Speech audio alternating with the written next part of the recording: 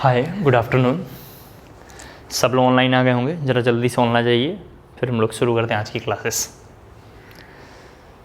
ठीक है, D&F block में हमने 2 लेक्चर तक काफ़ी आगे कर लिया है, उसी में कंटिन्यू हम लोग कर रहे हैं। ठीक है, आगे आज की क्लास का तो देखें, हमने पिछले क्लास में जो क्वेश्चन लास्ट क्लास में किया था मैग्नेटिक मूवमेंट का, तो एक बच्चे ने बोला था कि सर ऐसे क्वेश्चन जो आपने किया ये हमें समझ में नहीं आया। ज़रा देखें आप, ऐसे क्वेश्चन जो हमने किया था तो एक बच्चे ने बोला है कि सर समझ में नहीं आया कि ये सब कैसे आपने कर दिया, या -3 -4 ऐसे रख के आपने कैसे किया, सर ये समझ में नहीं आया। मेरा ये अभी फ़िलहाल के लिए आपको सजेशन है, अभी तो बस ये कॉपी कर लेंगे। ठीक है, फिलहाल के लिए सजेशन ये था कि जैसे लिखा आपने लिख लिया है।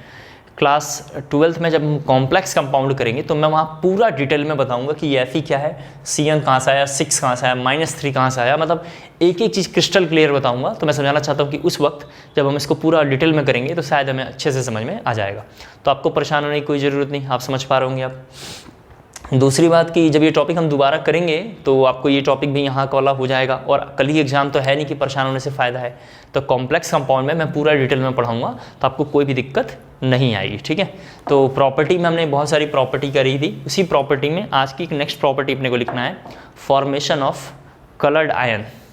लिखना है अपने को हेडिंग उसी में, formation of coloured ion, formation of coloured ion. अगली प्रॉपर्टी हमारा नाम है, पहली प्रॉपर्टी का नाम था जैसे electronic configuration, atomic size, heat of atomisation या एंथैल्पी, और आयनाइजेशन एनर्जी वगैरह वगैरह करते हुए हम जब आ रहे थे तो इसमें लिखा हुआ फॉर्मेशन ऑफ कलर्ड आयन। जरा देखो ये कैसे करेंगे कलर्ड आयन को, यहाँ थोड़ा देखना है। कलर शो करने के लिए कोई मॉलिक्यूल का अनपेयर्ड इलेक्ट्रॉन होना चाहिए। कोई मॉलिक्यूल को कलर शो करने के लिए थोड़ा ये देख लें, कलर के लिए अनपेयर्ड इलेक्ट्रॉन होना चाहिए या बॉन्ड बनाने के लिए अनपेयर्ड इलेक्ट्रॉन होना चाहिए। जिस मॉलिक्यूल के पास अनपेयर्ड इलेक्ट्रॉन जितने ज़्यादा होंगे उतना ज़्यादा बॉन्ड बना सकता है। अगर किसी मॉलिक्यूल के पास अनपेयर्ड इलेक्ट्रॉन है तो कलर शो कर सकता है। कैसे करेगा अभी हम थोड़ा सा देखेंगे, लेकिन इस टॉपिक को भी हम कॉम्प्लेक्स कंपाउंड में पूरा डिटेल में देखने वाले हैं। एक बार दोबारा बोलता हूँ, कलर कैसे शो करेगा, अभी तो थोड़ा हमें बेसिक आइडिया आ जाएगा कि ऐसे ऐसे होता है, ये कलर शो करता है, लेकिन क्यों करता है ये हम कॉम्प्लेक्स कंपाउंड में पूरे डिटेल में देखेंगे। चैप्टर में हमें पढ़ना ही है, परेशान होने की कोई ज़रूरत तो है नहीं। अभी फिलहाल कलर कौन शो करेगा, अनपेयर्ड इलेक्ट्रॉन। बॉन्ड कौन बना सकता है, मैक्सिमम अनपेयर्ड इलेक्ट्रॉन। एक अनपेयर्ड इलेक्ट्रॉन है, और एक यहाँ लिख देता हूँ पेयर्ड इलेक्ट्रॉन, एक लिख दिया हमने पेयर्ड इलेक्ट्रॉन। जो भी अनपेयर्ड इलेक्ट्रॉन होता है वो मॉलिक्यूल पैरामैग्नेटिक शो करता है। PM का मतलब है पैरामैग्नेटिक, देख लें आप, पैरामैग्नेटिक शो करता है। और जो भी मॉलिक्यूल पेयर्ड है वो डाईमैग्नेटिक कहलाता है। क्या कहलाता है, डाईमैग्नेटिक शो करता है। आपको ध्यान रखना है कि डाईमैग्नेटिक मॉलिक्यूल कलर शो नहीं करेगा, और पैरामैग्नेटिक मॉलिक्यूल जो होगा कलर शो करेगा। कलर की स्पेलिंग ब्रिटिश बुक में ऐसा लिखा रहता है, ठीक है, ब्रिटिश बुक में ऐसा लिखा रहता है और अमेरिकन बुक्स में ऐसा लिखा रहता है। तो आप ये मत समझना सर ने गलत लिख दिया है, तो कलर शो करता है, पहली बात ये लिख लेना आपको। तो आपको क्या देखना है कि कोई मॉलिक्यूल कलर शो कर रहा है, करेगा नहीं करेगा। मैं एक एग्जाम्पल लेके आपको पूरा डिटेल में समझाऊंगा, आपको शायद थोड़ा सा क्रिस्टल क्लियर हो जाएगा। अभी फिलहाल जरा से आपको कॉपी करना है, ठीक है। लिखेंगे इसी में थोड़ा सा, इतना लिखने के बाद लिखेंगे, most of the compound of transition elements, most of the compound of transition elements are coloured, most of the compound of transition elements are coloured, full stop. फिर पैराग्राफ जरा चेंज करके लिखना है, the coloured of these compounds, लिखना है the coloured of these compounds, the colored of these compounds can be due to first point लिखा हुआ है डी डी ट्रांजिशन ऐसा लिखा हुआ है, और सेकंड पॉइंट लिखेंगे चार्ज ट्रांसफर स्पेक्ट्रा। हम एक एक करके इनको पढ़ेंगे इस चैप्टर में, थोड़ा क्लियर होगा। हालांकि डी ट्रांजिशन हमें करीबन 20-25 लेक्चर में कवर होगा। कब कवर होगा, जब थोड़ा हम लोग कॉम्प्लेक्स को पूरा खत्म करने वाले होंगे, तब हमें डी ट्रांजिशन समझ में आएगा। अभी बस थोड़ा मोड़ा यहाँ पे है, तो मैं आपको थोड़ा मोड़ा इंट्रोड्यूस करके पढ़ा रहा हूँ। तो फर्स्ट हेडिंग लिखेंगे डी ट्रांजिशन, फर्स्ट हेडिंग लिखेंगे डी ट्रांजिशन। मैं डी ट्रांजिशन एक बार जरा समझाता हूँ। यहाँ पे देखिए क्या होता है डी ट्रांजिशन, ये थोड़ा बोर्ड पे देखते चलना है आपको। ये डी ब्लॉक का ब्लॉक है, जरा देख लो, ये डी ब्लॉक का ब्लॉक है, 1 2 3 4 5 आप जानते हैं। ये कौन है, डी ब्लॉक है, आप जानते हैं। इसको क्या करेंगे हम, थोड़ा एनर्जी देंगे। इसको क्या करेंगे, थोड़ा एनर्जी देंगे। क्यों देंगे, कहाँ से देंगे, क्या रीज़न था, ये सब अभी सिलेबस में नहीं है, इसलिए हम बातचीत नहीं करेंगे। अभी बस हमें समझना है डी ट्रांजिशन क्या होता है, क्यों देंगे, क्या रीज़न है। इस पूरे टॉपिक को, इस पूरे कंटेंट को हम कॉम्प्लेक्स कंपाउंड में करने वाले हैं, तो आपको परेशानी नहीं होगी, वहाँ कर लेंगे। जैसे एनर्जी देंगे ये जंप करके थोड़ा ऊपर चला जाएगा, यहाँ देखो जंप करके यहाँ आ जाएगा, इस तरीके का देख रहे हैं, 5 ब्लॉक ऊपर आ जाएगा जंप करके। ये जो 5 आता है इसको हम लोग बोलते हैं डी ट्रांजिशन स्टेट। इसको क्या बोलते हैं, डी ट्रांजिशन स्टेट। इसको हमने पहले एनर्जी दिया डी ब्लॉक एलिमेंट्स को, ये क्या करेगा, डी ऑर्बिटल को या डी ब्लॉक या डी ऑर्बिटल्स को हमने एनर्जी दिया। ये एनर्जी लेने के बाद ऊपर जंप करके चला जाएगा, ऊपर जाने के बाद स्प्लिट कर जाएगा। ये स्प्लिट करके 2 पार्ट में ब्रेक हो जाता है। नीचे में जरा से देखें आप, नीचे में 3 पार्ट में, जरा देख लो, नीचे में 3 पार्ट में और ऊपर में 2 पार्ट में ब्रेक कर जाएगा।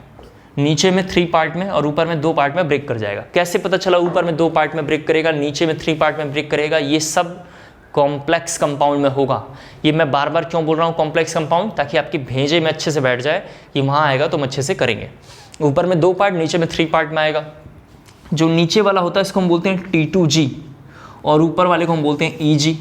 T2G कहाँ से आया सर, क्लास 11th में आपने मेरे पास या कहीं और पढ़ा हुआ, तो इसका नाम T2G होता है। T2G का ही एक और नाम होता है NaO। NaO का नाम है नॉन एक्सेल ऑर्बिटल और EG का क्या नाम है, एक्सेल ऑर्बिटल। अब एक्सेल ऑर्बिटल क्या होता है, नॉन एक्सेल ऑर्बिटल क्या होता है, ये क्लास 11th में आपने पढ़ा है स्ट्रक्चर ऑफ एटम में, तो वहाँ उसको देख लीजिएगा। मेरे पास या आप कहीं और भी पढ़ते थे वहाँ भी देख लेना, कोई प्रॉब्लम नहीं है। हालांकि जब मैं कॉम्प्लेक्स कंपाउंड पढ़ाऊंगा तो ये फिगर मैं कम से कम 50 बार बनाऊंगा। ये जो फिगर हमने बनाया है कम से कम 50 बार कॉम्प्लेक्स कंपाउंड में बनाऊंगा और कॉम्प्लेक्स कंपाउंड में ये बताऊंगा कि एक्सेल ऑर्बिटल क्या होता है, कहाँ से आता है, नॉन एक्सेल ऑर्बिटल कहाँ से आता है, ये एनर्जी हमने क्यों लिया, ये ऐसा स्प्लिट क्यों किया, ब्रेक करने का रीज़न क्या है, सब मैं वहाँ पढ़ाऊंगा। लेकिन यहाँ पे कुछ भी ऐसा नहीं है। इसके बाद ये जो सेपरेशन इनका पॉइंट होता है, जो मिडिल पॉइंट होता है, इसको बुक्स में इस तरीके से लिखा होगा और इसको हम पढ़ते हैं CFSC। CFSC कुछ नाम होता है, अभी बस यहाँ पे लिखा हुआ है। वैसे CFSC का फुल फॉर्म होता है क्रिस्टल फील्ड स्प्लिटिंग एनर्जी। क्या नाम है CFSC का, क्रिस्टल फील्ड स्प्लिटिंग एनर्जी। लेकिन आपको लिखने की जरूरत नहीं, आप केवल CFSC लिखना। आप क्या लिखेंगे यहाँ पे, केवल CFSC। CFSC का फुल फॉर्म है क्रिस्टल फील्ड स्प्लिटिंग एनर्जी। उम्मीद करता हूँ आपको क्लियर हो गया होगा। अब थोड़ा दिखना है आपको और थोड़ा सा, मान लेते हैं कहीं एक अनपेड इलेक्ट्रॉन यहाँ है, ये एनर्जी लेने के बाद यहाँ आ जाएगा। थोड़ा देखो कलर कैसे शो करता है, ये इलेक्ट्रॉन एनर्जी लेके यहाँ आ गया। ये इलेक्ट्रॉन यहाँ रहना पहले पसंद करेगा। क्यों यहाँ रहना पसंद करेगा, क्योंकि आप समझ पा रहे होंगे यहाँ पे रहने से क्या होगा, इलेक्ट्रॉन की स्टेबिलिटी बनेगी। ग्राउंड स्टेट में रहने से कोई भी स्टेबिलिटी फील करता है। किसी बच्चे ने इसको एनर्जी देके, मान लेते हैं एनर्जी देके ऊपर भेजा, ऊपर गया, एनर्जी देके आपने इसको इलेक्ट्रॉन कहाँ भेज दिया, ऊपर भेज दिया। अब ये इलेक्ट्रॉन जब नीचे आएगा, नीचे कहाँ आ सकता है, यहाँ आ जाए, या नीचे कहाँ आ सकता है, यहाँ आ सकता है, या नीचे कहाँ आ सकता है, यहाँ आ सकता है। तो जब इलेक्ट्रॉन जरा से देखें क्या होगा, प्लीज़ थोड़ा यहाँ देखना है, फिर आपको क्लियर हो जाएगा फिगर पूरा। ये मान लेते हैं ग्राउंड स्टेट है। ग्राउंड स्टेट किसको बोलते हैं, यहाँ लिख देता हूँ, ग्राउंड स्टेट n=1 को बोलते हैं या k को बोलते हैं, आपको याद होगा।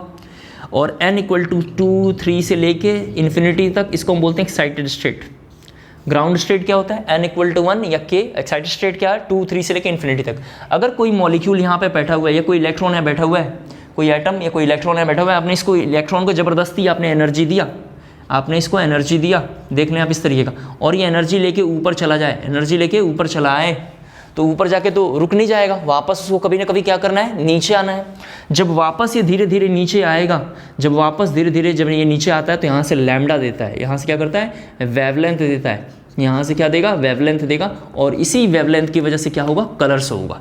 इसी वेवलेंथ की वजह से क्या होगा, कलर शो करेगा। सिमिलर ये जो इलेक्ट्रॉन है यहाँ से ये धीरे धीरे ऊपर क्यों जाएगा। अनपेयर्ड इलेक्ट्रॉन क्यों आपने लिया सर, क्योंकि अनपेयर्ड इलेक्ट्रॉन ही कलर शो कर सकता है, आपको बता दिया मैंने। डाई मैग्नेटिक कलर शो नहीं करेगा, अनपेयर्ड इलेक्ट्रॉन कलर शो करेगा। तो अनपेयर्ड इलेक्ट्रॉन एनर्जी लेने के बाद क्या होगा, ऊपर चला जाएगा, एनर्जी लिया ऊपर जाएगा, ऊपर से फिर नीचे की ओर आएगा, ऊपर से जब नीचे आएगा तो ठीक ऐसे ही केस में क्या होगा, वेवलेंथ जनरेट होगा और उस वेवलेंथ से कलर निकलेगा। उस कलर को हम देखेंगे जिसका नाम कलर कंप्लीमेंट्री होता है। हालांकि बुक्स में अभी यहाँ पे कलर कंप्लीमेंट्री लिखा हुआ नहीं है। कलर कंप्लीमेंट्री क्या होता है मैं समझाना चाहता हूँ कि जैसे अगर आप कोई कलर देखते हैं तो एक्चुअली वो कलर नहीं होता है, उसका कंप्लीमेंट्री कलर रहता है। जैसे ये कलर आपको दिख रहा है जैसे व्हाइट, या जैसे मान लेते हैं ये शर्ट का कलर जो भी आपको दिख रहा है, टी शर्ट का कलर जो भी आपको दिख रहा है, ये वास्तव में ये कलर नहीं है, ये आपको दिखाई ऐसा इसलिए इसलिए दे रहा है क्योंकि इसका कॉम्प्लीमेंट्री पार्ट आपके जो है मतलब आई लेंस पे फ्लक्चुएट होकर आ रहा है। तो मैं कलर कॉम्प्लीमेंट्री भी कॉम्प्लेक्स कंपाउंड में पढ़ाऊंगा, ये फिगर भी हम लोग कई बार बना के पढ़ेंगे। यहाँ बस मुझे समझाना था कि डी ट्रांजिशन क्या होता है। तो डी ऑर्बिटल से एनर्जी लेने के बाद ऊपर चले जाते हैं और ऊपर की हो तो उसका नाम डी ट्रांजिशन है। वो स्प्लिट करेगा दो पार्ट में और सिंगल इलेक्ट्रॉन अप और डाउन बार बार ऊपर से नीचे करते रहता है, जिसकी वजह से यहाँ पे वेवलेंथ जनरेट होगा। वेवलेंथ से क्या होगा, कलर जनरेट होगा। उम्मीद करता हूँ आपको क्लियर हो पा रहा होगा। फिगर जरा जल्दी से ड्रॉप कर लीजिए एक बार, फिर थोड़ा हम लोग आगे बढ़ते हैं। ठीक है, बहुत बढ़िया, रफ कर रहा हूँ इसे। नेक्स्ट इसके बाद हमारा हेडिंग है, मतलब आपको अगला लिखना है चार्ज ट्रांसफर स्पेक्ट्रा। सेकंड है charge transfer spectra.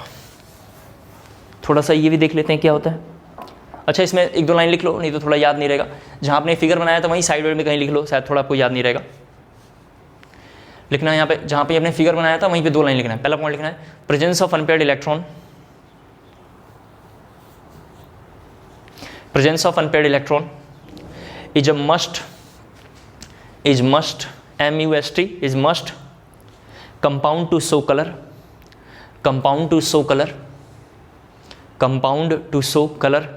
Full stop. Paragraph जरा चेंज करके लिखना है इसी में, ऊपर वाले में लिखना था, कहाँ पे, डी ट्रांजिशन में लिखना है, ये दोनों लाइनें लिखना है। डी ट्रांजिशन में दूसरा line, higher is the oxidation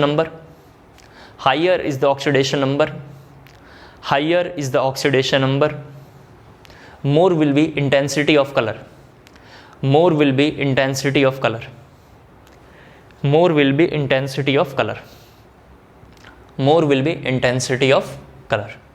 ठीक है, चार्ज ट्रांसफर स्पेक्ट्रा में लिखना है, चार्ज ट्रांसफर स्पेक्ट्रा में लिखना है some compounds in some compounds the CMA, यहाँ लिखा पड़ा हुआ है CMA, आप जानते हैं फुल फॉर्म, पिछले क्लास में बताया था। CMA, CMI, आज से CMA CMI बार बार हम यूज़ करेंगे। CMA मतलब है सेंट्रल मेटल एटम और central metal ion. CMA central metal atom, central metal ion, ये थोड़ा आपको दोनों नाम याद रखना है, बार बार क्वेश्चन में आएगा, कम से कम 50-60 बार आएगा। तो लिखना है CMA central metal atom, CMI central metal ion. Does not have any unpaired electron, but still they are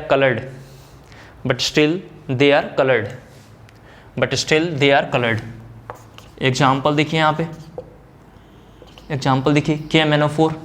please ज़रा यहाँ देखेंगे, KMnO4 में मैग्नीज का ऑक्सीडेशन स्टेट निकालेंगे तो +7 होता है। कहाँ से आया, पोटेशियम का +1, मैग्नीज का निकालना है तो x, ऑक्सीजन का कितना होता है -2, कितनी वैल्यू है 4 = 0, तो x = देख सकते हैं -7 = 0, तो x = कितना होगा +7, तो यहाँ से कितना आ गया +7।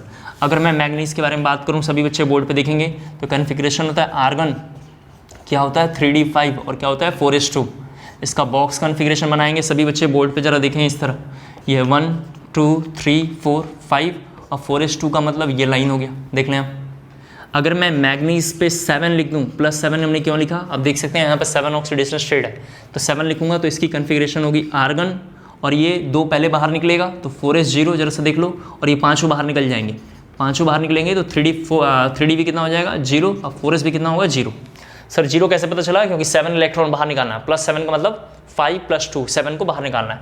जैसे ही 7 को बाहर निकालेंगे तो ये देखिए ये वैकेंट, ये इस तरीके से 1 2 3 4 5, ये 5 इस तरीके से और 4s में ये, यानी सब कैसा हो गया, मतलब सबके इलेक्ट्रॉन बाहर निकल गए। यानी इस केस में अनपेयर्ड इलेक्ट्रॉन कितना है 0, अनपेयर्ड इलेक्ट्रॉन कितना है इस केस में 0।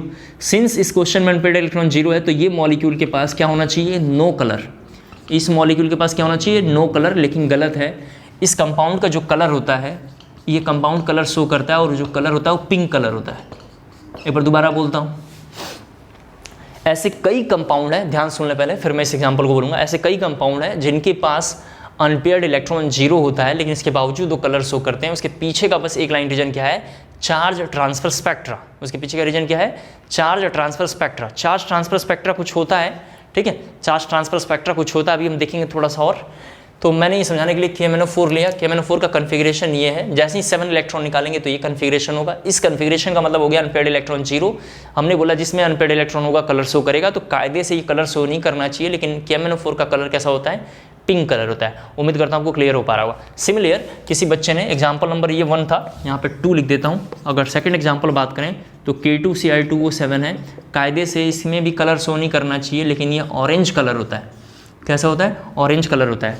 सिमिलर ये भी कलर शो नहीं करना चाहिए। कौन सा? ये वाला जरा से देखें, Fe4, यहाँ जरा देखना है Fe4, थोड़ा एग्जाम्पल काफ़ी इंपॉर्टेंट है। यहाँ देखें FeCN6, ठीक है, ये एग्जाम्पल थोड़ा काफ़ी इंपॉर्टेंट है। इसका कलर होता है पर्सियन ब्लू कलर होता है। ये एग्जाम्पल थोड़ा आपको याद रखना है, ठीक है।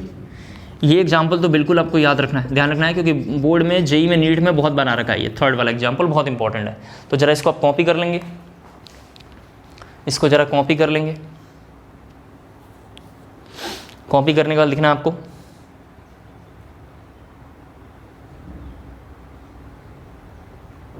हो गया, लिखना है थोड़ा सा 1-2 लाइन, नहीं तो शायद एग्जैक्ट आपको याद ना रहे। लिखेंगे इन KMnO4, इसके बारे में थोड़ा लिख देना चाह रहा हूँ मैं। लिखेंगे इन KMnO4 electrons is momentarily, copy हो गया, ठीक है। इन KMnO4 electrons is momentarily transferred, electrons is momentarily transferred from O-2 to Mn+7, from O-2 to Mn+7 due to this transition, rough कर रहा हूँ ये, due to this transition लिखा आप लोगों ने, oblique transfer, transition oblique transfer to compound so colour SHOW, so colour, ठीक है। एक क्वेश्चन जरा देखें, बच्चे ने मेरे से पूछा है, जरा इसको सॉल्व कर लेते हैं। सर ये क्वेश्चन जरा सही बताइए। क्वेश्चन लिखना है आपको, compare IE1 and IE2, compare IE1 and IE2 CR and MN, compare IE1 and IE2 CR and MN, ठीक है। ये जो कंसेप्ट है ये क्लास 12 के NCERT का क्वेश्चन है। जरा देख लेते हैं कैसे इसको करेंगे। पहले देखो जरा से, यहाँ पे कोई मेटल है, यहाँ पे देखो आप, इसको जो एनर्जी देंगे, ये कोई मेटल है, इसको एनर्जी देंगे तो इस एनर्जी का नाम होगा IE, आयोनाइजेशन एनर्जी। तो यहाँ पे ये मेटल प्लस हो जाएगा और इलेक्ट्रॉन बाहर निकालेगा, तो इस पूरे प्रोसेस का नाम हम रख सकते हैं IE1। IE1 का मतलब क्या हुआ? एन आयोनाइजेशन एनर्जी 1, जिसमें से एक इलेक्ट्रॉन बाहर निकल गया। किसी बच्चे ने आपके क्लास में बोला कि सर ये इसमें से एक और इलेक्ट्रॉन आप बाहर निकालिए, ज़बरदस्ती किसी ने बोला, तो ये इस पर क्या हो जाएगा? M+2 हो जाएगा। ये G क्या है सर? Gaseous isolated atom. और इस प्रोसेस का क्या नाम होगा? IE2। क्या नाम होगा? IE2। मान लेते हैं किसी बच्चे ने बोला मैग्नीशियम, जरा यहाँ पर देखो, तो मैग्नीशियम से एक इलेक्ट्रॉन निकाला तो बना Mg+, इलेक्ट्रॉन बाहर तो बना IE1। यहाँ देखते चलो। फिर किसी बच्चे ने मैग्नीशियम से एक और इलेक्ट्रॉन बाहर निकाला तो प्रोसेस का नाम होगा IE2, कोई दिक्कत नहीं। अब किसी बच्चे ने ज़बरदस्ती यहाँ पे बोला कि सर एक और इलेक्ट्रॉन बाहर निकालिए, तो जब एक और इलेक्ट्रॉन बाहर निकालेंगे तो ये बनेगा, और प्रोसेस का क्या नाम होगा? IE3। प्रोसेस का क्या नाम होगा? IE3। तो अब इसमें से अगर मुझे इलेक्ट्रॉन निकालना होगा, इसमें से इलेक्ट्रॉन निकालना होगा, तो ये इलेक्ट्रॉन जो हम निकालेंगे, थोड़ा यहाँ दिखना है, ये प्रोसेस भी क्या कहलाएगा? IE3। तो मैं आपको ये समझाना चाह रहा हूँ कि जब ये स्टेट आया होगा, ये और ये दोनों सेम है, ये और ये दोनों सेम है, तो जब ये स्टेट आया होगा तो ये जो Mg2+ है ये अप्रॉक्सीमेट किसके इक्वल हो गया होगा? नियॉन के। नियॉन कैसा है? फुल्ली फिल्ड है। जरा सा देख लें आप, बुक्स में ऐसा लिखा होगा, मैंने वैसे पढ़ाया है कि half filled and fully field. Half filled इसे बोलते हैं P3, D5 और F7, फुल्ली फिल्ड बोलते हैं P6, D10 और F14। बुक्स में लिखा होगा half filled and fully filled are relatively more stable, half filled and fully filled are relatively more stable, that's why their ionization energy will be high, that's why their ionization energy will be high। तो मैं आपसे समझाना ही चाहता हूँ कि ये fully filled है, fully filled होने की वजह से नियॉन किसके बराबर, मतलब Mg2+ किसके बराबर हो जाएगा? नियॉन के बराबर हो जाएगा। और ऐसे केस में से नियॉन में से एनर्जी मतलब उसकी बहुत ज़्यादा लगेगी। ऑफकोर्स स्टेबल है। आपकी अगर गवर्नमेंट जॉब हो जाए और कोई कहना चाहता है कि तू जॉब छोड़ दे और प्राइवेट जॉब में आ जा, आप आना ही नहीं चाहेंगे। कोई ज़बरदस्ती आपको धक्का मार के वहाँ से निकालेगा तो आप तब बदतमीजी के साथ आप जाना चाहेंगे। समझ रहे हैं? धक्का मारने के बाद क्या हुआ? आपको मतलब कुछ अलग से थ्रेट करे तब आपको वो छोड़ना पड़े। तो इसका मतलब ये समझ में आ रहा है कि सबसे ज़्यादा जो एनर्जी लगेगा IE3 में लगेगा। क्यों लगेगा IE3 में सबसे ज़्यादा एनर्जी? क्योंकि इसका ये फुल्ली फिल्ड कन्फिग्रेशन था। फिर इसके बाद थोड़ा और एनर्जी कम किस में लगेगा, IE2 में, और सबसे कम एनर्जी किस में लगेगा, IE1 में लगेगा। इसी कंसेप्ट को लेके मैं ये जरा दोनों एग्जांपल समझाऊंगा। ये दोनों सर आपने क्या बताया, ये बेसिकली क्लास 11th के टॉपिक है, पीरियोडिक टेबल में हमने पढ़ाया है, वहाँ से इसको हमने कॉपी किया है। रफ कर रहा हूँ ताकि आपको प्रॉब्लम ना आए, ठीक है। अब जरा देखते हैं CR और MN के बारे में एक बार। ये तो रफ था, लेकिन अगर आपको लिखना था तो आप थोड़ा वीडियो रोक के लिख लेना, वो काम का नहीं था वैसे, बस आपको समझाया था। अगर मैं CR और MN के बारे में बात करूंगा तो CR का कन्फिग्रेशन होता है आर्गन, यहाँ देखते चलो 3d5 4s1, यहाँ होता है argon 3d5 4s2। Box configuration बनाएंगे तो ये देखिए 1 2 3 4 5, अब 4s में 1, यहाँ चलिए 1 2 3 4 5, ठीक है, और 4s में 2। सभी बच्चे बोर्ड पे देखें। तो ऐसे केस में जब मैं आयोनाइजेशन एनर्जी 1 के बारे में बात करूंगा, ऐसे केस में जब आयोनाइजेशन एनर्जी 1 के बारे में बात करूंगा तो ये कुछ भी नहीं है, लेकिन ये देखिए ये यहाँ पे फुल्ली फिल्ड है। सर कैसे पता चला ये फुल्ली फिल्ड है, आप तो जानते हो S में 2 तो फुल्ली फिल्ड, P में 6 फुल्ली फिल्ड, D में 10 फुल्ली फिल्ड और F में 14 फुल्ली फिल्ड, ये फुल्ली फिल्ड है। तो ये कैसा हो जाएगा, फुल्ली फिल्ड है। ये कुछ भी नहीं है। एक बच्चे ने अगर ऐसा मान लो कोई सोचा कि सर ये तो हाफ फील्ड हो गया, S में 1 इलेक्ट्रॉन, जब सब हाफ फील्ड हो जाएगा तो S में 1 कैसे आप एज्यूम करोगे, इसीलिए इलेक्ट्रॉन कैसे निकलेगा बाहर। जैसे अगर मान लेते हैं सोडियम है, उसके लास्ट में आता 3s1, तो सोडियम बोलेगा मैं हाफ फील्ड हो गया, मैं इलेक्ट्रॉन बाहर नहीं निकालूंगा, ऐसा थोड़ी ना हो सकता है, क्योंकि उसके पास एक्स्ट्रा इलेक्ट्रॉन पड़ा हुआ है, उसके पास एक्स्ट्रा इलेक्ट्रॉन पड़ा हुआ है, वो ईजिली एक इलेक्ट्रॉन निकाल के अपनी स्टेबिलिटी को गेन कर लेगा, यानी ऑक्टेट को कंप्लीट करेगा। सिमिलर इसके पास कुछ भी नहीं है, तो ऐसे केस में जो होगा मैग्नीज का आयोनाइजेशन एनर्जी 1 किससे होगा, ज़्यादा, CR से। लेकिन थोड़ा बोर्ड पे देखें, दोनों ने एक एक इलेक्ट्रॉन निकाला, तो अभी ये जो CR होगा, ये जो CR है बेसिकली ये CR पे प्लस आ जाएगा, और इसने निकाला होगा तो इस पर भी एक प्लस आ गया होगा। अब इस CR का अगर कन्फिग्रेशन के बारे में ज़रा बात करें तो ये देखें 1 2 3 4 और 5, अब 4s 0, ये क्या होगा, ये पूरा रह जाएगा और इसमें 0 रह जाएगा। MN के बारे में जब हम बात करेंगे तो देखिए 1 2 3 4 5 और इसमें एक इलेक्ट्रॉन, इस बार ये हाफ फील्ड हो जाएगा और ये कुछ भी नहीं रहेगा, ये फालतू है। सर ये हाफ फील्ड है, अरे एक एक्स्ट्रा इलेक्ट्रॉन पड़ा हुआ है, देख रहे हैं आप। तो ऐसे केस में जो मैं IE2 के बारे में कंपेयर करूंगा तो IE2 जो होगा करेक्ट क्या होगा उसका, CR का ज़्यादा होगा एज़ कम्पेयर टू MN। आप ये लिख लो या लिख लो CR प्लस का ज़्यादा होगा MN प्लस से, कर लेंगे, एक ही बात है। अगर आप ये लिखेंगे तो ये लाइन लिखना पड़ेगा, और ये लिखोगे तो इसके लिए भी लिखना पड़ेगा IE1, इसके लिए भी क्या लिखना पड़ेगा, IE1। क्लियर हो पा रहा होगा, ज़रा जल्दी से कॉपी कर लीजिए इसे। काफ़ी इंपॉर्टेंट क्वेश्चन था ये, वैसे बोर्ड के लिए स्कूल लेवल में पूछते रहते हैं बच्चों से।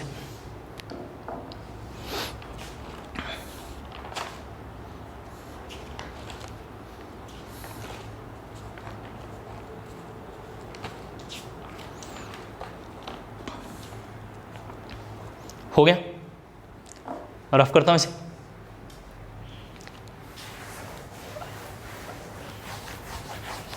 इसके बाद हमारी अगली हेडिंग है,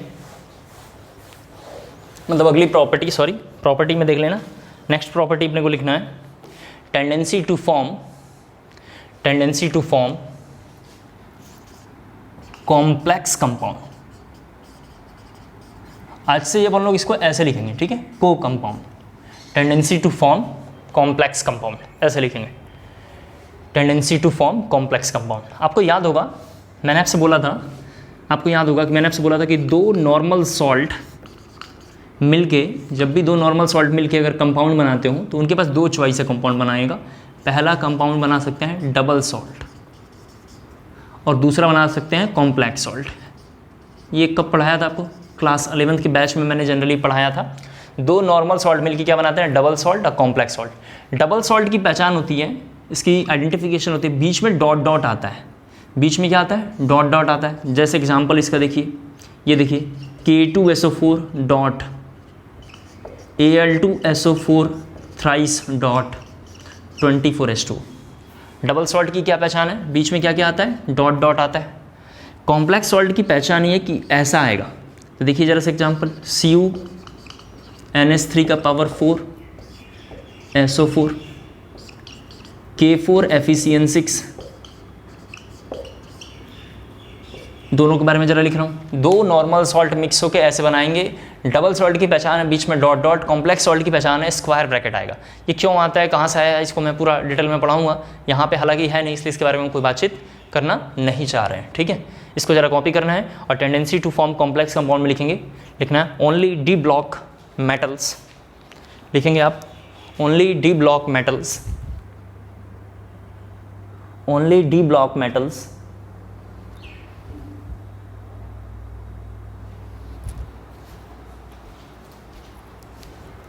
only d block metals have tendency to form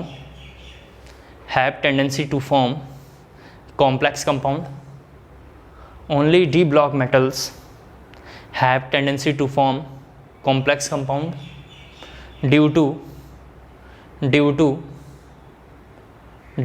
first point लिखेंगे their small size, due to their small size, first point है due to first point their small size, second point है हाई इलेक्ट्रोनेगेटिविटी, सेकंड पॉइंट है high electronegativity, third point लिखेंगे ability of vacant orbital, ability of vacant D orbital, ability of vacant D orbital, ability of vacant D orbital, ability of vacant D orbital. Next इसके बाद heading लिखना है catalytic property. Next हमारी heading है catalytic property, मतलब अगला हमारा property का नाम है कैटालिटिक प्रॉपर्टी। ये लिखना आपको कैटालिटिक प्रॉपर्टी। इसमें लिखेंगे transition metal and their compound, transition metal and their compound, transition metal and their compound are generally use in catalyst, are generally used in catalyst, are generally used in catalyst in different reaction, in different reaction, in different reaction। देखो जरा से क्या है ये D block element क्या करता है, D block element क्या करता है, एक पोजीशन प्रोवाइड कराता है जहाँ पे सब्सटेंस रिएक्शन करता है। जैसे ये निकल तो क्या करता है, इसकी प्रेजेंस में रिएक्शन करता है। डी ब्लॉक क्या करता है, बेसिकली एक पोजीशन प्रोवाइड कराता है, या डी ब्लॉक कैटलिस्ट का काम करता है। तो कैटलिस्ट का मतलब क्या है, उसके रेट ऑफ रिएक्शन को बढ़ा देता है या रेट ऑफ रिएक्शन को कम कर देता है। कैटलिस्ट क्या होता है इसके बारे में जरा सुन लो, फिर जब हम पढ़ाएंगे इसे देख लेना। कैटलिस्ट का बस एक ही रोल है, किसी भी रिएक्शन की रेट ऑफ रिएक्शन को बढ़ा देना या कम कर देना, ठीक है, लेकिन रिएक्शन में कंज्यूम नहीं होना। दोबारा सुन लें आप। कई बार आपके ऐसे फ्रेंड होते हैं जो आपको पढ़ने की हिम्मत नहीं है, कॉन्फिडेंस नहीं है। फ्रेंड कुछ भी हो सकता है, गर्लफ्रेंड, बॉयफ्रेंड, घर के दोस्त, माँ बाप, कुछ भी हो सकते हैं, क्लास टीचर, कई ऐसे आपके रिलेटिव हो सकते हैं। वो लोग क्या करते हैं, आपको बोल देते हैं कि जैसे आपका पढ़ने का कॉन्फिडेंस नहीं आ रहा, आप कुछ कर नहीं पाएंगे, तो उसमें लगा नहीं तू पक्का करेगा, तेरे अंदर काबिलियत है। जैसे मैं कई सालों में पढ़ाते हुए कई बच्चों को मैंने देखा है कि उनके अंदर वो जुनून रहता है लेकिन वो करते नहीं है। तो मैंने उनको बोला कि तू ही करेगा, पक्का करेगा। हालांकि उन बच्चों ने बाद में किया है। तो मैं उनके लिए जो होगा कैटलिस्ट जैसा काम करूँगा। मैं उनके लिए क्या काम करूँगा, कैटलिस्ट जैसा काम करूँगा, ठीक है। कैसा कैटलिस्ट हूँ मैं, पॉजिटिव कैटलिस्ट हूँ। कैसा हूँ, पॉजिटिव हूँ, क्योंकि मैं उनके रेट ऑफ रिएक्शन का स्पीड को मैं बढ़ा रहा हूँ। उनके रेट ऑफ रिएक्शन क्या कर रहा हूँ, मैं बढ़ा रहा हूँ। तो कैटलिस्ट दो तरीके का होगा, पहले पॉजिटिव नाम है और दूसरे का क्या नाम होगा, निगेटिव। कई बार बच्चा बहुत अच्छा पढ़ रहा है लेकिन क्लास में टीचर ऐसे बोल देता है तू रहने दे भाई, तेरे से नहीं हो पाएगा, तेरे अंदर गट्स नहीं है, तू कुछ कर नहीं पाएगा। तो ऐसे केस में बच्चा होपलेस होता है और वो कुछ नहीं कर पाता, तो फेल्यूर हो जाता है। तो ऐसे केस में जो टीचर है वो क्या कहलाएगा, निगेटिव कैटलिस्ट। क्या होगा वो, निगेटिव कैटलिस्ट। तो दो तरीके का कैटलिस्ट है, पॉजिटिव निगेटिव। दोनों कौन होगा, ये हमारे डी ब्लॉक के मेटल होंगे। दूसरी बात, जब भी कोई रिएक्शन में कैटलिस्ट काम करता है तो रेट ऑफ रिएक्शन को बढ़ाता है या घटाता है, लेकिन रिएक्शन में कंज्यूम नहीं होता है, मतलब रिएक्शन में अपना जो है अमाउंट लॉस नहीं करेगा। क्लियर हो पा रहा होगा मेरी बात। जैसे एग्जाम्पल हम देखते हैं, इसमें एग्जाम्पल है, पहला एग्जाम्पल तो बहुत ही फेमस है, आप जानते हैं, जिसका नाम है हैबर प्रोसेस। हैबर प्रोसेस क्या होता है, N2 + 3H2 गिव्स 2NH3। इसका नाम हैबर प्रोसेस है, जो हमने केमिकल इक्विलिब्रियम की क्लास में पढ़ लिया है। इस पे जो रिएजेंट होता है MOFE लिखा रहता है। दोनों एग्जाम्पल नंबर 1 ये है।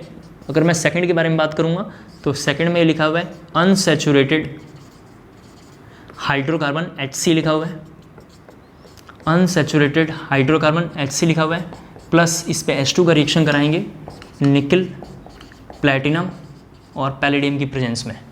निकल, प्लैटिनम, पैलेडियम की प्रेजेंस में क्या प्रोडक्ट बनेगा, तो प्रोडक्ट ये बनने वाला है। हालांकि प्रोडक्ट वगैरह हमसे पूछेगा नहीं, ये बनेगा। सर ये जो रिएक्शंस हैं इनको पूरा डिटेल में हम लोग टाइम टू टाइम पढ़ेंगे। जैसे इसको हमने पढ़ लिया है केमिकल इक्विलिब्रियम में, 11th में पढ़ा था, या आप 11th की जहाँ क्लासेस कर रहे थे वहाँ पे टीचर पढ़ाएं कि अमोनिया कैसे बनता है। इस प्रोसेस का नाम HPLB, high pressure low volume में बनता है। ले चढ़ले प्रिंसिपल अप्लाई होता है, रिएक्शन कोसेंट का कोई रोल होता है, के का कोई रोल होता है, मतलब इक्विलिब्रियम कांस्टेंट का कोई रोल होता है। और इस रिएक्शन को हम फर्दर पूरा डिटेल में ऑर्गेनिक केमिस्ट्री में 1.5-2 महीने पढ़ने वाले हैं, तो थोड़ा हमें अच्छे से समझ में आ जाएगा। इसके बाद हो गया ये। नेक्स्ट प्रॉपर्टी लिखेंगे एलॉय फॉर्मेशन। नेक्स्ट प्रॉपर्टी लिखेंगे एलॉय फॉर्मेशन। एलॉय क्या होता है जरा उसके बारे में सुन लें आप। कई बार हमें किसी मेटल की बहुत ज़रूरत होती है, ध्यान सुनें, कई बार किसी मेटल की हमें बहुत ज़रूरत होती है, लेकिन हम वो डायरेक्ट अपनी बॉडी में लेते हैं तो हमारे लिए बहुत ही हार्मफुल होता है। डायरेक्ट अपनी बॉडी में लेते हैं तो क्या होता है, हार्मफुल होता है। तो ऐसे केस में उस मेटल में कुछ और मिला देते हैं और उनको मिलाने के बाद एक उनका कॉम्पोजिशन यानी मिक्सचर तैयार होगा या कॉम्पोजिशन तैयार होगा, उसको हम क्या बोलते हैं, एलॉय बोलते हैं। क्लियर हो पा रहा है? तो एलॉय फॉर्मेशन में आपको लिखना है due to similar size of, अगली प्रॉपर्टी का नाम है एलॉय फॉर्मेशन। इसमें लिखेंगे due to similar size of, due to similar size of transition element, transition element, these elements THESE,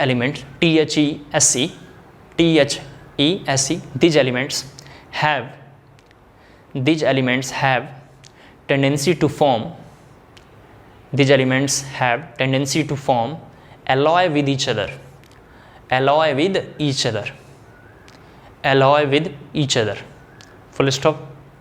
last लिखना हेडिंग आपको, मतलब नेक्स्ट प्रॉपर्टी हमारा जो है एलॉय क्या होता है सर, स्टील एक एलॉय है। स्टील क्या है, एक एलॉय है। स्टील का जो थाली वाली बर्तन टिफिन वगैरह जो होता है वो क्या है, एक एलॉय है। कैसे एलॉय है, मेटलर्जी की क्लासेस में हम लोग उसे करेंगे, परेशान होने की कोई ज़रूरत नहीं है, ठीक है। नेक्स्ट हमारी हेडिंग है formation of interstitial compound, formation of interstitial compound, formation of interstitial compound. Class 12th के सॉलिड स्टेट में ये क्वेश्चन आता है, यहाँ पे हम पढ़ रहे हैं, लेकिन क्लास 12th में कहाँ आता है, सॉलिड स्टेट में क्वेश्चन आता है कि इंटरस्टिशियल कंपाउंड क्या है। मैंने सॉलिड स्टेट के बैचेस में ये टॉपिक पढ़ा दिया है। जो बच्चे न्यू हैं, जिन्होंने नहीं पढ़ा है, तो मैं सॉलिड स्टेट टॉपिक कुछ दिन में पढ़ाने वाला हूँ। थोड़ा मैं उसके लिए टाइम ढूंढ रहा हूँ, मैनेज कर रहा हूँ, मतलब बेसिकली जैसे ही मैनेज होगा मैं वहाँ पर पढ़ाऊँगा तो आपको क्लियर हो जाएगा। लेकिन ये टॉपिक कहाँ का है, सॉलिड स्टेट का है। कहाँ का टॉपिक है, सॉलिड स्टेट का है। तो इसके बारे में थोड़ा हम लिखेंगे ट्रांजिशन एलिमेंट्स फॉर्म, आपको लिखते रहना है transition elements form, transition elements form, ठीक है, लिखना है आपको transition elements form interstitial compound, interstitial compound, interstitial compound, ठीक है।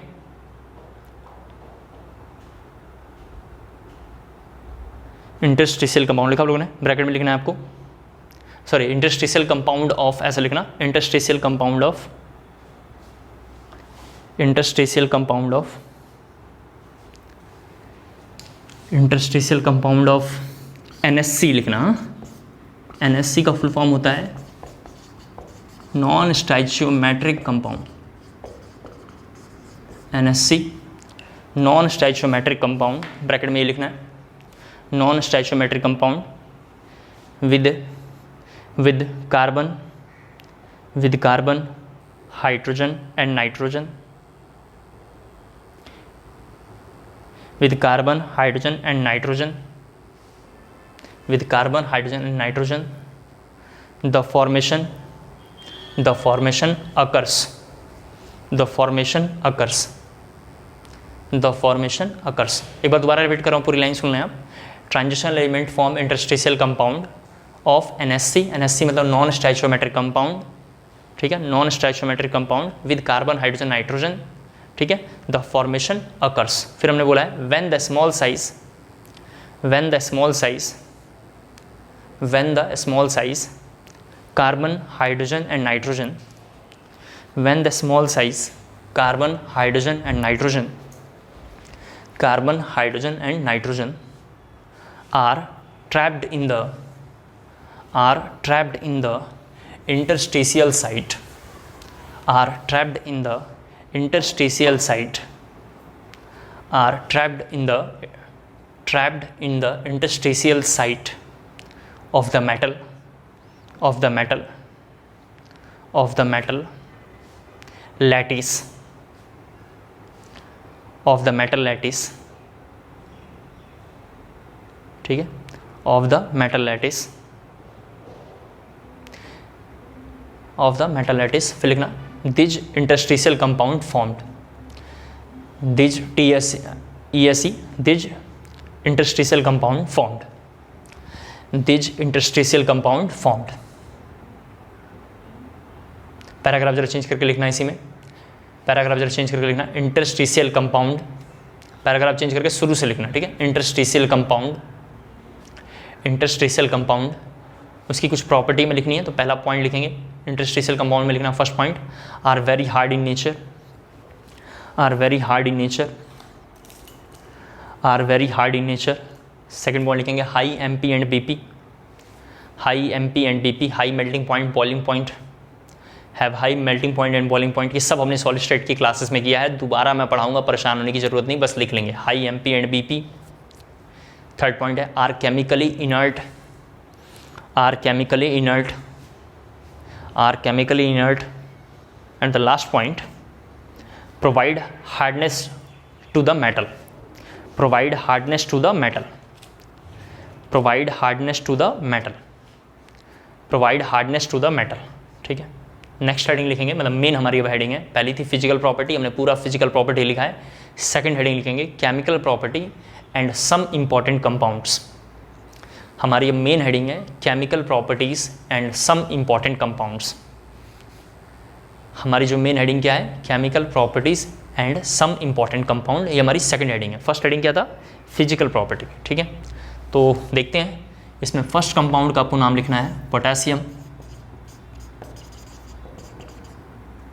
पर मैग्नेट, पोटेशियम पर मैग्नेट, ये लिखना पोटेशियम पर मैग्नेट। हमें केमिकल प्रॉपर्टी पढ़ना है, एक बार मैं बोल देता हूँ, सुन लें आप, लेकिन मैं NCERT में केमिकल प्रॉपर्टी के साथ साथ कुछ कुछ कंपाउंड कराऊंगा, जो इंपॉर्टेंट कंपाउंड है इनको भी हम साथ साथ कर लेंगे। तो इसके बारे में ज़रा सा देखते हैं, इंपॉर्टेंट कंपाउंड क्या होना है, KMnO4। इसके पहले में इसमें लिखेंगे, क्या लिखेंगे, पहली हेडिंग प्रिपरेशन, कैसे बनता होगा, तो लिखेंगे प्रिपरेशन में it is prepared by heating, it is prepared by heating, it is prepared by heating pyrolusite, इसके नीचे अंडरलाइन करना है, it is prepared by heating, it is prepared by heating pyrolusite और ORE, पायरोल्यूसाइड और ORE, और with an alkali, with an alkali in presence of, with an alkali in presence of oxygen, in presence of oxygen, with some oxidizing agent, with some oxidizing agent like KNO3, like KNO3, like KNO3, like KNO3। हो गया, लिख लिया आप लोगों ने। यहाँ देखें, ये लिखा हुआ KOH + O2, इसको बुक्स में लिखा होगा मिक्सचर, इसको ज़रा बुक्स में देखो क्या लिखा होगा, मिक्सचर। तो हम लोग इसका नाम थोड़ा लिख लेंगे फ्यूजन मिक्सचर, थोड़ा ये लिखना है आपको। एक बात, दूसरी बात जरा मैं बोल दूँ, थोड़ा काफ़ी इंपॉर्टेंट लाइनें सुन लें हम। P ब्लॉक में, D ब्लॉक में, S ब्लॉक में बहुत रिएक्शन लिखे हुए हैं JRB अरिहंत वगैरह में, लेकिन हम उन्हीं रिएक्शंस को करेंगे जो काफ़ी इंपॉर्टेंट है, जो बोर्ड में, JEE में, नीट में हर साल क्वेश्चन आता है, हम उसको करेंगे। किसको करेंगे, जो बोर्ड में, JEE में, नीट में आता है, हम उसको करेंगे। तो ज़रा ये लिखना है, जैसे ही इसका रिएक्शन कराएंगे, यहाँ ज़रा लिखना है आपको, तो ये बनेगा K2MnO4 + वाटर। इसका कलर आपको थोड़ा याद रखना है, इसका कलर होता है ग्रीन कलर, इसका कलर थोड़ा आपको याद रखना है। कलर 1-2 सालों में पूछा हुआ है, इसका कलर कैसा है, ग्रीन कलर। इसका नाम होता है मैग्नेट, इसका क्या नाम होता है, मैग्नेट, मैग्नेट ऐसे लिख देता हूँ, ठीक है, देख लेना आप। इसके बाद जरा देखो, ये लिख लिया लोगों ने, फिर लिखना इसके बाद लिखना conversion of manganate into, conversion of manganate into potassium permanganate, conversion into, conversion of, ऐसे लिखना, conversion of manganate into potassium permanganate, manganate into potassium permanganate. तो इसके 2 मेथड हैं। मैग्नेट को हम ऐसा भी लिख सकते हैं, ये K2MnO4 को हम ऐसा भी लिख सकते हैं, कोई दिक्कत नहीं होना चाहिए। अगर आपने इसका क्या कराया, H+ कराया, यानी केस 1 ले लेते हैं, इसका नाम क्या कराया आपने, एसिडिक हाइड्रोलिसिस कराया, एसिडिक क्या कराया, हाइड्रोलिसिस कराया, जब आप इसका एसिडिक हाइड्रोलाइसिस कराएंगे तो ये किस में कन्वर्ट हो जाएगा, MnO4 में। और MnO4 बोलो या KMnO4 बोलो, एक ही बात है। इसका कलर कैसा होता है, पर्पल। इसका कलर कैसा होता है, वायलेट। इसका कलर कैसा होता है, पिंक। ये सब कलर एक ही है, वायलेट, पिंक, पर्पल, सब कलर कैसा है, एक ही है। दूसरा इसमें केस 2 ले लेते हैं। केस 2 क्या है, कन्वर्जन में इलेक्ट्रोलाइटिक, सभी बच्चे जरा देखें, इलेक्ट्रोलाइटिक ऑक्सीडेशन। केस 2 हम किसके अंदर पढ़ रहे हैं, conversion of permanganate to manganate, ठीक है, sorry conversion of manganate to permanganate, conversion of manganate to permanganate. तो जैसे ही इसको हम लेंगे MnO4 पे 2 माइनस, यहाँ पे देख लो, यहाँ पे लिख देता हूँ इलेक्ट्रोलाइटिक ऑक्सीडेशन, ऐसे लिख देता हूँ इलेक्ट्रोलाइटिक ऑक्सीडेशन। तो ये कन्वर्ट होगा MnO4 माइनस प्लस 1 इलेक्ट्रॉन यहाँ से बाहर निकल जाएगा। इसको ज़रा जल्दी से कॉपी करना है आपको, इसको ज़रा जल्दी से कॉपी कर लेंगे। यहाँ तक ज़रा समझ में आ गया हो तो स्क्रीन पे ज़रा मुझे जल्दी से मैसेज ड्रॉप करेंगे कि यहाँ तक कोई डाउट नहीं, तो थोड़ा हम लोग और आगे बढ़ेंगे। यहाँ तक ज़रा जल्दी से मुझे आप स्क्रीन पे ज़रा एक मैसेज ड्रॉप करें। और इस बार मैं आपको बताऊँ, JEE मेंस का भी पेपर जो हुआ है 2-3 दिन पहले या 2 दिन पहले हुआ है, उसमें एक बच्चा मेरे को बता रहा था कि सर 22 क्वेश्चन क्लास नोट्स आए हैं। कितना है, 22 क्वेश्चन क्लास नोट्स आया है, ठीक है। तो इस बात को देख के पता चल रहा है कि क्लास नोट से ही क्वेश्चन आ रहा है। कहाँ से क्वेश्चन आ रहे हैं, क्लास नोट से क्वेश्चन आ रहा है। तो क्लास नोट्स तैयार करना बहुत ज़रूरी है, इसका मतलब ये बात समझ में आ रहा है। मुझे पूरा विश्वास है आप अच्छे से तैयार कर रहे होंगे, ठीक है। लिखेंगे, हो गया, ये कॉपी हो गया। नेक्स्ट हेडिंग हमारा स्ट्रक्चर ऑफ मैग्नेट एंड पर मैग्नेट। इसके बाद हमारी हेडिंग है स्ट्रक्चर ऑफ मैग्नेट एंड पर magnet. Structure of magnet and पर मैग्नेट लिखेंगे इसमें, both of the ion have tetrahedral structure, both of the ion have tetrastructural structure, both of the ion have tetrahedral structure,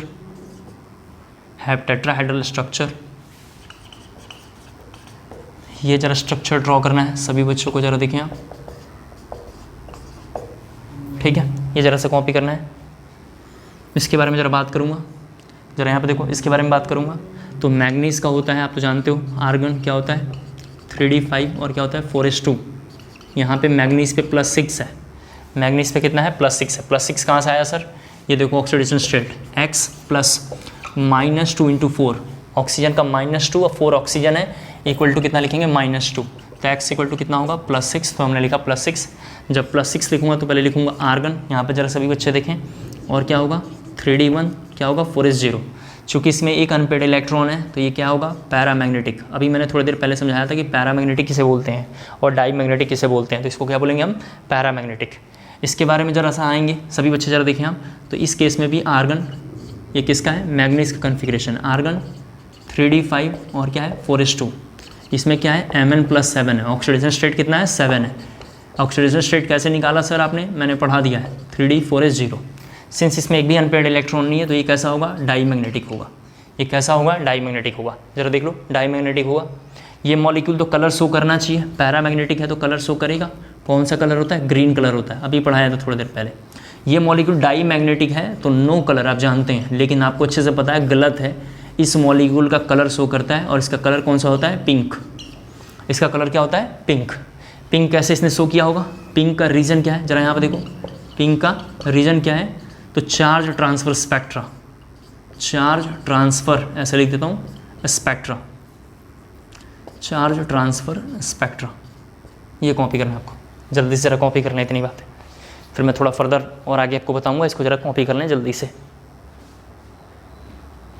जल्दी से copy करेंगे, ठीक है। अपने को कुछ करना नहीं है, बहुत आसान चैप्टर है D&F ब्लॉक। ज़्यादातर डाटा हमें याद ही करना रहता है, लेकिन मेरा ये व्यू रहता है कि मैं अच्छे से क्रिस्टल क्लियर समझाते हुए चलूँ, तो आप थोड़ा पढ़ते रहेंगे। इसके बाद हार्डली 2 या 3 लेक्चर लगेगा हमें D&F ब्लॉक को करने में। 2 लेक्चर लगेगा D ब्लॉक के पूरी प्रॉपर्टी में, केमिकल में। उसके बाद F ब्लॉक में शायद 1 लेक्चर लगेगा। तो हमारे हिसाब से 3-3.5 घंटे के आसपास का और लेक्चर रह रहा है। फिर D&F हम कर लेंगे। मेटलर्जी पैरेलल चल ही रहा है, आप जानते हैं, तो मेटलर्जी भी हार्डली 5 से 6 क्लास या 7 क्लास में जाएगा, वो भी निपट जाएगा। और P ब्लॉक थोड़ा बड़ा है, क्योंकि हम 11th का भी P ब्लॉक को देखने की कोशिश करेंगे। मैं ये समझना चाह रहा हूँ कि 11th का थोड़ा रहता है तो अच्छा रहता है, तो देखते हैं P ब्लॉक। इसके बाद अपन लोग और आगे बढ़ेंगे। तो फर्स्ट बुक थोड़ा तेज़ी से कर लेते हैं। मेरा ये टारगेट है कि जुलाई जाते जाते तक पूरा फर्स्ट बुक हम ख़त्म ही कर दें, ठीक है। क्लियर हो गया। एक जरा से देखें आप यहाँ पे और एक लाइन, ऑक्सीजन में यहाँ पे जितने भी ऑक्सीजन है, तो ऑक्सीजन में तो आप जानते हो क्या कन्फिग्रेशन रहता है, 2s2 2p4, क्या रहता है 2s2 2p4, और मैग्नीज में कैसा रहता है 3d5। तो इन दोनों में मुझे दिखाई दे रहा है एक पी पाई और एक डी पाई बॉन्ड बनेगा। सर ये पी पाई डी पाई बॉन्ड क्या होता है, एक पी ऑर्बिटल है और एक डी ऑर्बिटल है, इनके बीच का जो बॉन्ड है उसका क्या नाम है, पी पाई डी पाई बॉन्ड। तो क्या क्या क्वेश्चन आता है जरा बोर्ड में एक बार बता देता हूँ, सुन लें आप। पहला क्वेश्चन आएगा, draw the structure of KMnO4 और K2MnO4, तो ये हो गया के लगा देना बस।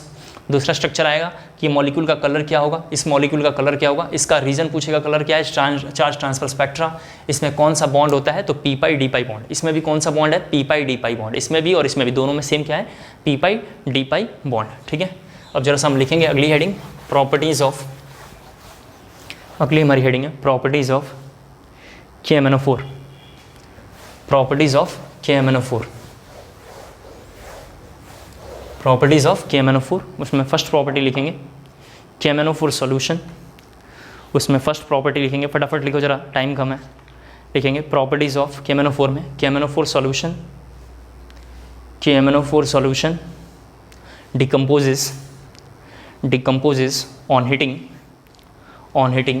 at 570 degree Celsius, 570 Kelvin. KMnO4 solution decomposes on hitting at 500 degree 500 लिखना, सॉरी 570 Kelvin लिखना, sorry 570 Kelvin, 570 Kelvin।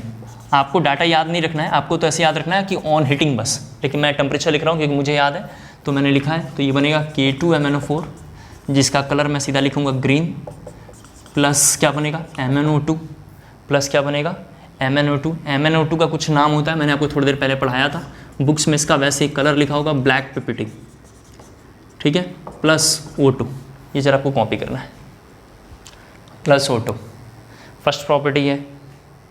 Second property लिखेंगे इन KMnO4 manganese Mn is present, in KMnO4 Mn is present in its higher oxidation state.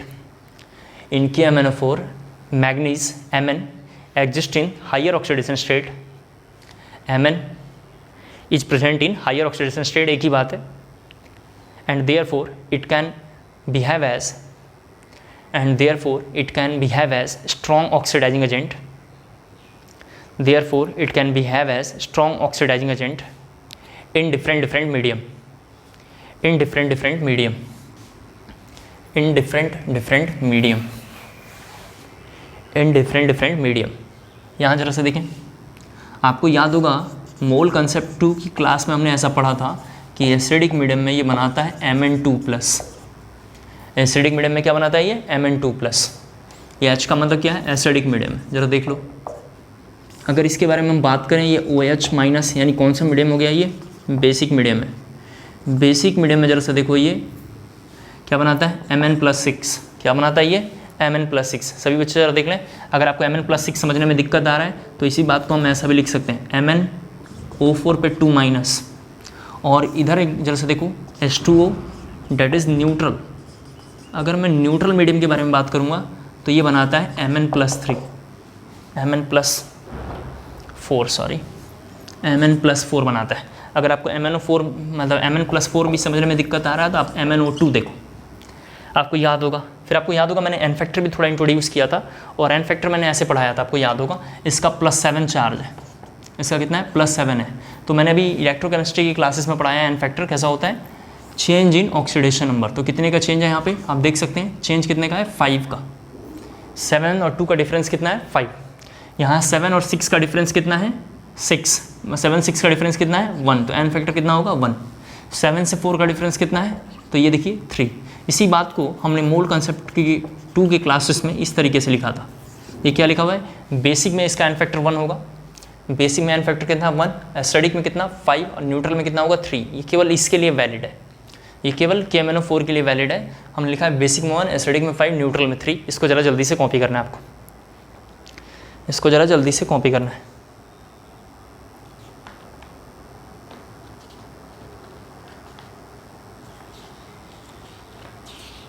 हो गया, और आगे बढ़ते हैं। लिखना है इसके बाद आपको सेकेंड प्रॉपर्टी थी, थर्ड प्रॉपर्टी लिखेंगे oxidising reaction in acidic medium. Third property है oxidising reaction in acidic medium, oxidising reaction in acidic medium, oxidising reaction in acidic medium. उसमें लिखेंगे KMnO4, उसमें लिखेंगे KMnO4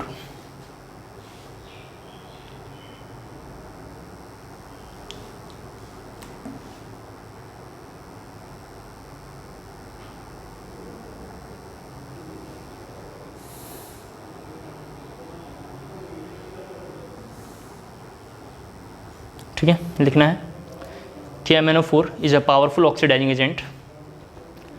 KMnO4 is a powerful oxidizing agent in acidic medium. KMnO4 is a powerful oxidizing agent in acidic medium. It can oxidize. It can oxidize. It can oxidize. First ये लिखना है, it can oxidise. ये देखो जरा सा, मैं direct solve कर दे रहा हूँ ताकि आपको दिक्कत ना आए। आपको ये ऊपर वाला कंटेंट याद रखना है, मैं नीचे वाला जरा देखो डायरेक्ट यहाँ पे सॉल्व कर रहा हूँ। तो ये Mn2+ में कन्वर्ट होगा प्लस Fe3+ में कन्वर्ट होगा। सर ये 2+ में कैसे पता चला? क्योंकि ये एसिडिक मीडियम है, हेडिंग क्या है एसिडिक मीडियम, तो ये कन्वर्ट हो जाएगा प्लस वाटर। फर्स्ट ये है, मैं एक बार दोबारा बोल देता हूँ, Mn2+ में कन्वर्जन का कैसे पता चला? क्योंकि वो एसिडिक मीडियम में लिखा हुआ, इसलिए Mn2+ लिखेंगे। कोई प्रॉब्लम नहीं आना चाहिए, हर बच्चे को समझ पा रहा होगा। ठीक है, बैलेंस करने के लिए अगर कोई बोलता है, बैलेंस तो वैसे क्वेश्चन में आता नहीं है, लेकिन अगर आप मेरे से बोलेंगे तो हम यहाँ पे जरा से किसको बैलेंस कैसे करेंगे। MnO4 तो रहने देंगे, 5Fe2+ लिख लेंगे और 8H+ लिख लेंगे। 8H+ क्यों लिखा? एसिडिक मीडियम में 8H+ लिखेंगे। फिर यहाँ पे क्या लिखेंगे? Mn2+, इसमें कोई छेड़छाड़ नहीं है, यहाँ भी 5 लिखा हुआ है तो इसको भी हम क्या लिखेंगे? 5Fe3+, और यहाँ पे 8H लिखा हुआ है तो यहाँ पे लिखेंगे 4H2। इस तरह हम कर सकते हैं। जल्दी से कॉपी करना है आपको। बैलेंस करने के लिए यहाँ परेशान होने की ज़रूरत नहीं है, एक बार दोबारा बोल देता हूँ। दूसरा जरा सा देखो, ये लिखा हुआ है C2O4 लिख लेते हैं, सॉरी। दूसरा है ऑक्जेलेट, इसका नाम है 2CO2, C2O4 2CO2। एक बच्चे का जरा डाउट है, जरा देख लेते हैं एक बार, वेट करें जरा सा। ठीक है, बोला बैलेंसिंग को लेके पूछ रहा था, मैंने बोला बैलेंसिंग को लेके परेशान होने की ज़रूरत नहीं, अब मैं बैलेंसिंग आएगा नहीं। ठीक है, तो ये कैसे होगा? MnO4 पे माइनस प्लस C2O4 पे 2 निगेटिव प्लस H+ इधर जाएंगे, Mn2+ plus CO2 plus water बनेगा, ये ज़रा कॉपी करना है, ये वाटर है। सेकेंड रिएक्शन ये है। थर्ड इधर लिख देता हूँ, जरा से देखें, H2S 2S, यहाँ जरा देखें, H2S, इसको कैसे सॉल्व करेंगे? MnO4 minus plus H2S plus H+, इसको सॉल्व करेंगे तो Mn2+ plus S plus water. Balancing करने की कोई ज़रूरत नहीं है, ये थर्ड है। फोर्थ जरा सा देखते हैं इसके बाद, कॉपी हो गया। फोर्थ है I नेगेटिव टू I2, सभी बच्चे ज़रा देखें, I नेगेटिव टू I2, कोई बैलेंस करने की ज़रूरत नहीं है। ठीक है, MnO4 I negative plus H+ क्या है? एसिडिक मीडियम, तो ये कन्वर्ट होगा Mn2+ में I2 प्लस वाटर। आपके क्वेश्चन ऐसे ही आएंगे कि ये कन्वर्ट से ये कन्वर्ट बन रहा है, क्या रीज़न है, एसिडिक मीडियम है, बेसिक मीडियम है, या किसके प्रेजेंस में बन रहा है, ये सब क्वेश्चन आता है। कर लेंगे, समझ पा रहे होंगे। इसी तरीके से 5